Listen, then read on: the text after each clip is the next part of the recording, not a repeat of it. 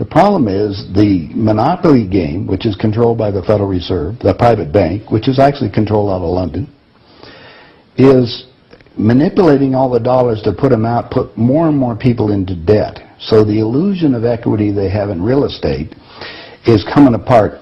The players that are analyzing everything are expecting massive foreclosures next year and the beginning of what we call the recession it's going to be worse than 29. It's your house that you're living in. You think you own it. You don't. Right. You have contractual right to transfer the airspace, subject to you paying taxes to the state. Right. Or the Global 2000 discussions that we had. The real problem that they have, as Kissinger says, is there are just too many people on the planet. And 40% of the world, 2 billion of us, exist on less than $2 a day. The summary of the Global 2000 report I put up on my website, nohopes.com, but if you look at it, it makes sense to get rid of people. So what they said, they're going to make godlike decisions on who lives and who dies.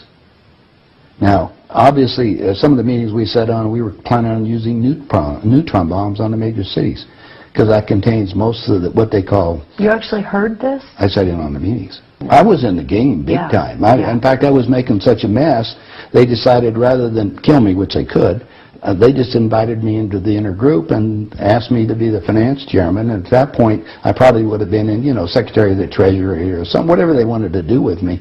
What I was doing prior to that, so, making it right, I would volunteer to become a president of a company. And I'd go in and liquidate it. And we get rid of the expendable containers. That was my job. Expendable containers meaning human beings? That's right. Yeah, it's amazing. That's that was the inside vernacular, wasn't it? Yeah. Oh, well, that's what we used at that time. I mean, it went from there to useless eaters today, so you're happy with it, you're a human resource. So, which, all you are is part of the commodity, even in the business sense. You look at it, you have a cost. Labor, what is labor? Yeah. Human resource. Right. When you're going to put together some kind of product. Well, the inside of the game, when we started to use neutron bombs, today they figure that biologicals are much cheaper. Mm-hmm. They're still planning on, the plan is to get a war started in the Middle East. And they're still planning on using a neutron bomb, or one of the bombs that they've got developed on Israel. Mm-hmm. And that's to begin World War III, which is all on the cards. And it's going to happen. They even put a monument up for this whole program. It's called the Georgia Guidestones. Outside of Atlanta, and they've got it all set down there. It's all in 8 languages. Basically, it's fait accompli as far as they're concerned. It's just to get the thing going in the Middle East, and it's not going fast enough. I mean, Carter put this thing in, so we have the Plan 2000 with the war starting in the year 2000 in the Middle East. Right. Reduce the population of the planet down to 500 million, have one world currency under the Homeland Security, or the FEMA if you want to call it. They're going to declare an emergency, which are going to shut down everything. My friends, my CIA associates, I don't even call them friends anymore. CIA is crooks in action. Yeah. They're all professional liars. Yeah. I mean, they got to be if they have that job. Yeah. So you have to look at what they're doing. Anyway, they're so concerned, they're leaving the country too. Most of them are going to Latin America. Meanwhile, they're closing in every day right now, just closing in to make it so we're going to be set up in these enemy prisoner war camps. I published a book. It's called Chaos in America. Mm-hmm. In it, I was asked to build an enemy prisoner war camp. I put the contract in this book. So you can read it for yourself. This is in downtown Las Vegas, right on the railroad tracks. It says enemy prisoner war camp. They're all on top. And they're building them all the way across the United States right now. Bush signed an executive order taking the old forts and the army places that we shut down to get those organized to hold the so-called dissidents. Now, what's the definition of a dissident?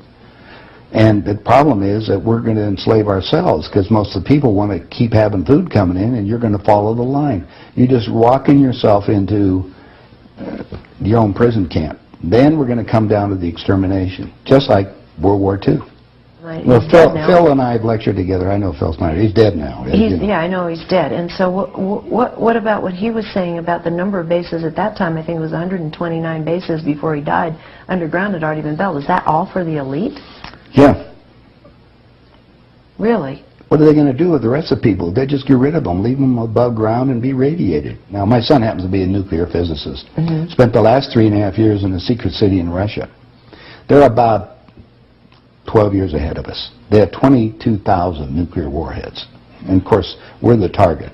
The Soviets have 3 nuclear submarines on the west coast and 3 on the east coast. They're about 2 football fields in length, 5 stories tall, and they all are nuclear power and aimed at our major cities. West Coast's gone. Well, because the plan is the northern hemisphere is where they're going to release the nuclear bombs, and the theory was that the winds from the North Pole that are coming down, because that's increasing drastically, will go to the equator, and there will be very little spillover because of the reverse of the winds, because of the southern hemisphere.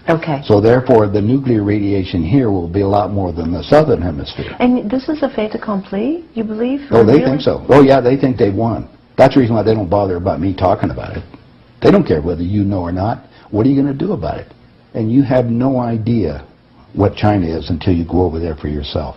With 1,300,000,000. You understand? Almost, well, a little over 4 times our population. Right. It's, you know, I spent some time over there and I had some government friends. They think what they're going to do is let the West go have its fight. And then they want to clean up. They say it's been 5,000 years. We want to run the world when we get through. And what they're doing? Acquiring all the assets. They figure that Canada and the United States, the property there will, the food growing areas will be enough to take care of their people.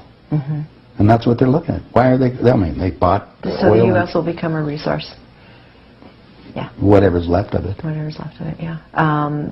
You seem to be in a unique position to be able to put a fair amount of this together, which is quite interesting. Well, I walk my talk. I played the game. You played the game. You know one level of it. And I know. I used, like I say, I used to play around with the world leaders, so I know what they're planning on doing. What change of heart? What happened in you that made you decide to share this information that happens at the inside levels? Well, it come back to a moral situation that happened to me, I think. When I flew to Aspen. I brought my 2 daughters up there so they could go skiing. And when I was invited to this meeting, when I walked into the room, the world leaders were there, and that's when they asked me to be the finance chairman. As they said, we'd like you to be the finance chairman for the next president of the United States. And the first thing I asked is, why me? And they said, well, we owe you a favor. Remember I told you I volunteered to be president of the companies as I went down? And then you liquidate, I didn't charge them anything for it. It was just a game. I see.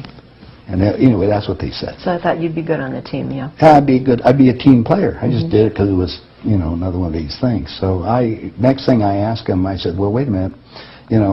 I just started this $100 million project. And they said, don't worry about it. We'll put it on ice. And I said, okay, who with? And I said, well, you can do that. Then I said the next thing was, who is going to be the next president? Now, this is 2 years before he became president. They said Jimmy Carter, and I said, Jimmy who? And they said, well, he's the Democratic governor of Georgia. And I said, I've been voting Republican. And Paul Volcker said, son, don't worry about it. We control them both.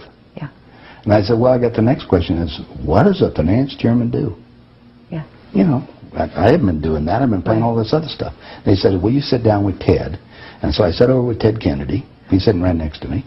And Ted and I are, he's just joking. He says, George, you're going to love this job. You're really good with money. We're going to send you out to all the state Democratic functions to raise money for the National Democratic Party.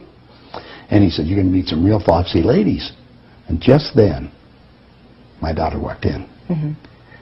Ted looked at her and he says, wow, I want to go to bed with that. I says, no, you don't, Ted. That's my daughter, and she's 14. And his response to me was, I don't care. I was livid. I really didn't know what to do. So it was that moment of that personal insult. That was part of it. Yeah. I got up and I walked across the room. Yeah. I then talked to Pierre Trudeau and his wife, who was the Prime Minister of Canada at that time. And I'm sitting in front of them was a little half cigar box full of white powder. And then I'm looking around the rest of the room. I said, my God, something hit me at that point. If the world leaders have to resort to this, I don't think I want to be part of this thing.